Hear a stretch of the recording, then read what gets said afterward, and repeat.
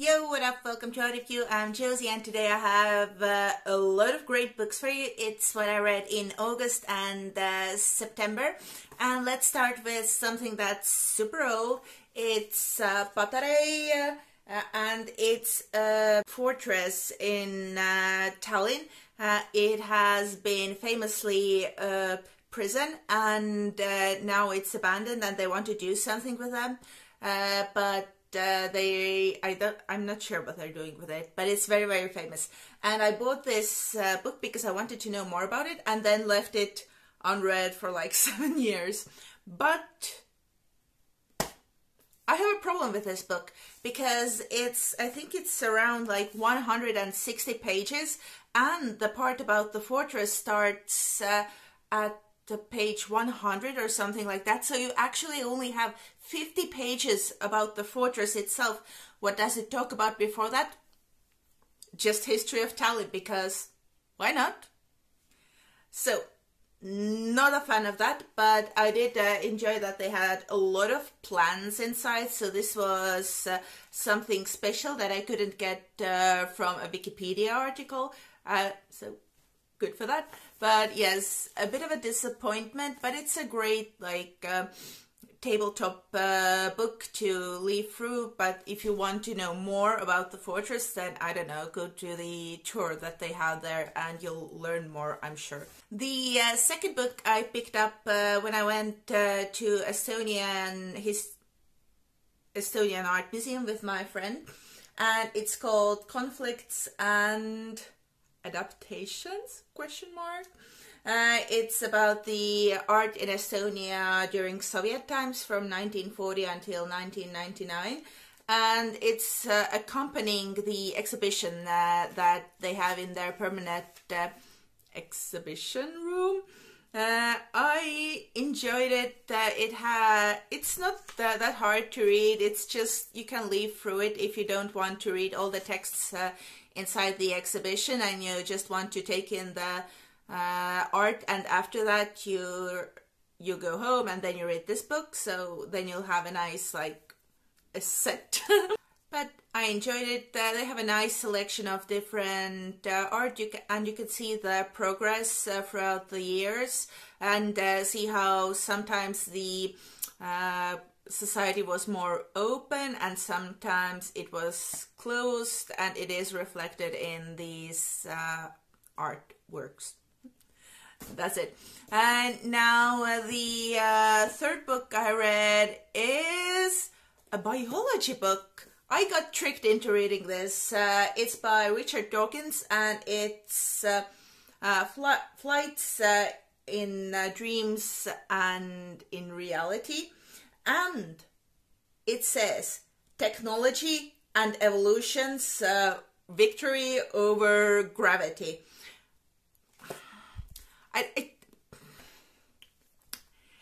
This summary in the back, and that I read before buying it from a website because they were having like a big sale in history and science books.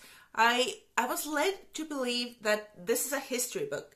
And if you look at this, you can see a lot of humans, different flight vessels, and space things, and then you see animals. But the book is basically all about the birds. The birds, the insects, everything in between. It's actually very good. But I felt bamboozled. Maybe I need to read more biology books. The artwork here is really cool. There's a lot of illustrations, and you need them because a lot of the times they are talking about birds or animals with flying ability that are not in existence anymore. Wait. This? Terrifying. Apparently they ate capybaras. How dare they? I loved it. It really opened my eyes to different ways of flying, and it is an interesting question. How did animals birds, I guess, then develop the ability to fly. There are different ideas, like was it like the top down, or the from jumping up, or just, I don't know. It was interesting. For something completely different, this is Tallinn Today and Tomorrow, and it's a book about the architecture of Tallinn from the eyes of the head city architect, and it's written in 1961, 62, in the 60s. It's so good. It's one of the best things I read this year, I think, because you have all these old pictures that you can see how the city used to be. And the best thing about it is that he makes, who's he? Who's he? Bruns. He makes a lot of predictions about what the city will look like and how it will function, and a lot of them have come true. Also, a lot of the things he says that the city needs, like the oxygen corridors, which means trees, and how close school, your workplace, your entertainment place center has to be. It's just like in minutes, so it's very, very thought through.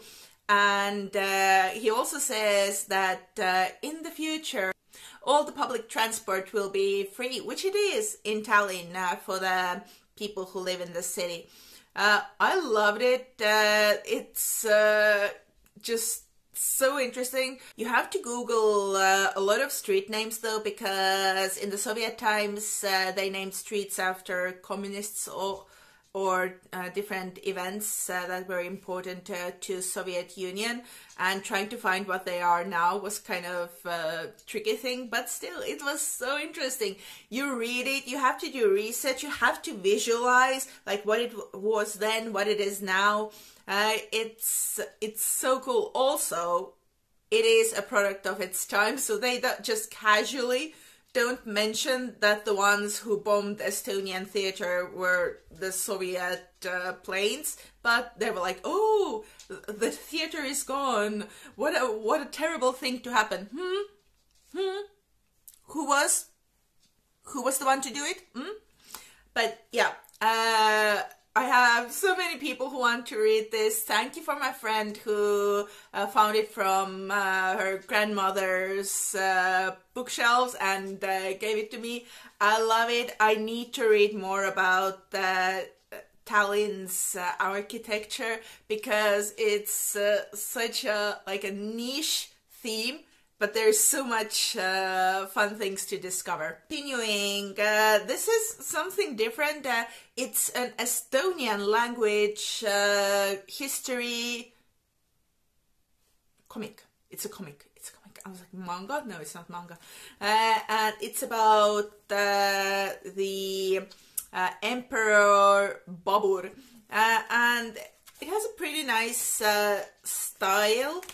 But I have to say, one of the things that really bothered me and a lot of other people when I was reading the reviews on Goodreads was that it was moving so fast that if you're not familiar with his history, it's very hard to keep track of what is happening, who is who, etc. We did actually cover him in our Asian history course in uni days, and I remember that I liked him because he was a bit weird, and his father was weird, and his son was weird, so this is why I remember them.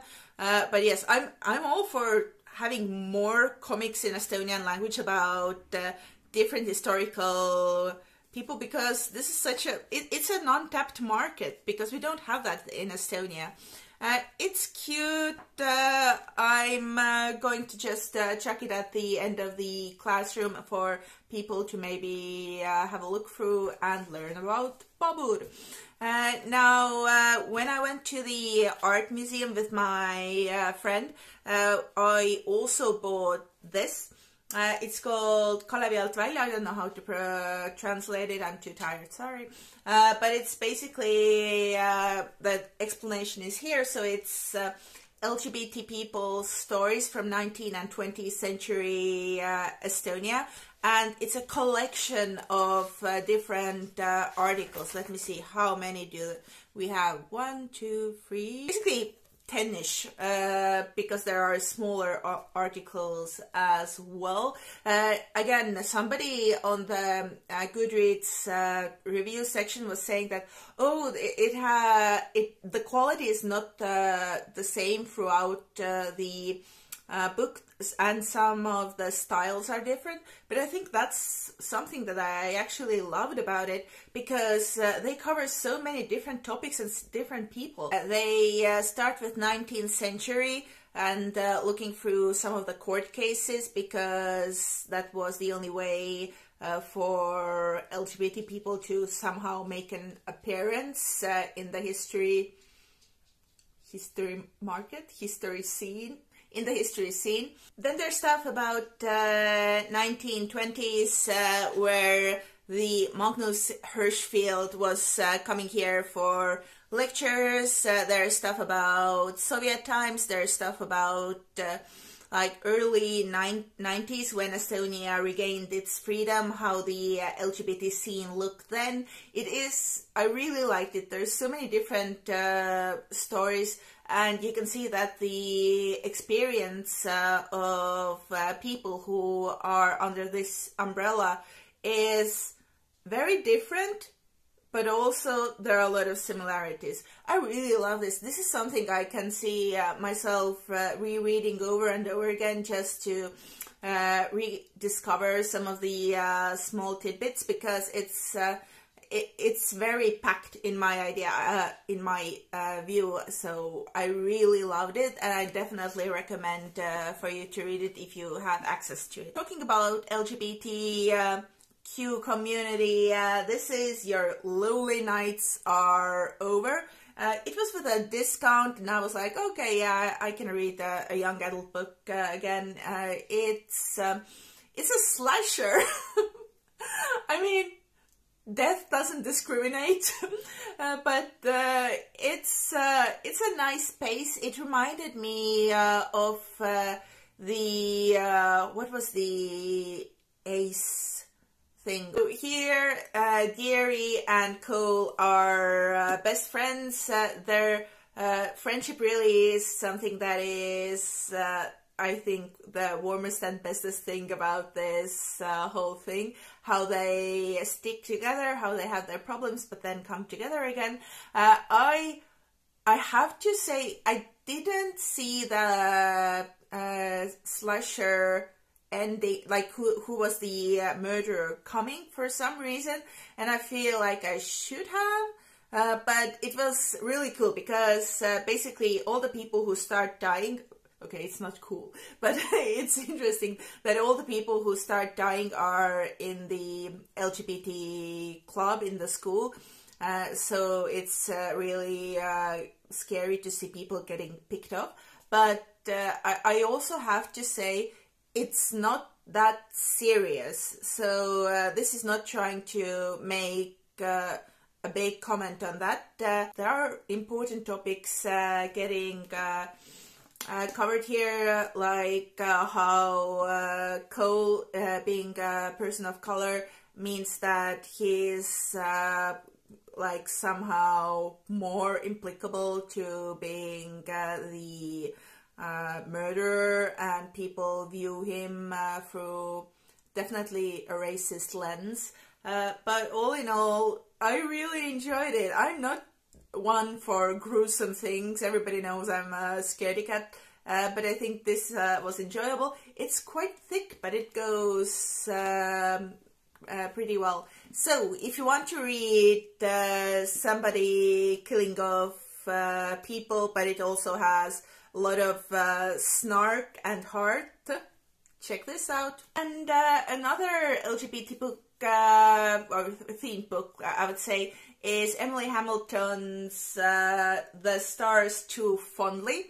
And this is a sci-fi book, and a couple of teens, young adults, I would say, not teens, young adult, no, not young adult, I would say adults. they're over 20. They go to an abandoned rocket because they want to know why it didn't launch. It was like a big project when they were younger, and they wanted to check out what happened to the rocket because nobody knows. And accidentally they are flown into space, and there they have a projection called, who called? Oh my god, Billy here, who is part of the original crew and tries to help them through like trying to find their way back home. This book was frustrating because I kept thinking that, oh, I know where this is going, and then it didn't, and then I was like, oh, okay, now it's going there. It didn't. That was annoying. Yeah, it's again centered around the friendship of these three people, and then how Billy develops a relationship with Cleo, and it has obviously lots of obstacles, one of them being that she's a projection, but they'll work it out.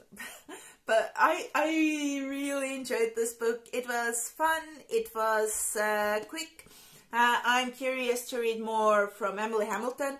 I have to say that in the beginning we were very quickly told everybody's pronouns, everybody's race, looks, everything like that. So if you are somebody who's very allergic to that, maybe don't read this book. Maybe just reconsider your life choices. But I enjoyed that I knew how everybody was, and I didn't have to be like, oh, maybe. No, you were just told. And like I said, their friendship was really great, and the characters were great, and the banter between these two was top tier. I enjoyed this. This was my kind of book, and I'm interested to see anything else that Emily comes out with. And finally, for the last book, there have been so many. I actually read 2 more books, but one was about pirates, which wasn't very good. It was for children. And the second one was about history of police in Estonia during the past 32 years. That was pretty good. That was for a wider audience. I can recommend that. But I don't have them because I gave them away already. So let's look at the last book here. It's by Neil Bradbury, and it's about poisons. What's the English name? Effective Dose, I think. Oh, no, it's A Taste for Poison, 11 Deadly Molecules and the Killers Who Use Them. How it's done. First, they talk about the poison and its history. Then they look at a court case or two where the the poison was used. Then they talk about the chemistry and biology behind it, like why did it work like it did. And at the end, they tell if it can be used maybe for antidote or for something else. So that's how all the chapters were built up. And I really like this. I'm not good at chemistry or biology. Again, I'm getting tricked into reading these books. But it was fascinating. It was just how the world works, how the molecules work, how our blood works. It's mind-blowing. If you ever want to feel inferior and just appreciate how wonderful our world is, read something like this. I mean, maybe not something like this, but they go through 11 different poisons, sort of like, it's in Estonian, so antropine, strychnine, aconitine, ricin, digoxin, gallium, arsen, so lots of things like that. I'm also a bit like apprehensive, like, is this book a good idea?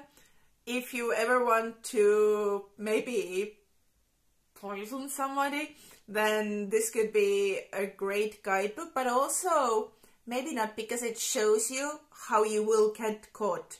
It's not 18th century anymore, and there are ways to track down how people died, so there's this. And also they have very vivid descriptions about how these poisons work, so if you maybe want to use something on yourself, you're like, maybe not. Fascinating book, so thin, so fast. Even if you're not good at chemistry or biology like me, I'm hopeless, it will still be understandable and fun. I definitely recommend you read it if you ever come around to it. And that's it. So these were all the books I read, almost all the books. Like I said, 2 are missing in August and September. Very mixed bag, I would say, very mixed bag, but I really like them, and I'm really happy, and I appreciated that when I went out of my comfort zone, I found books that were really good. That said, October books are already panning out to be really, really good as well. I am enjoying them a lot. So check back soon. And as for now, thank you for watching the video. Leave a like and bye.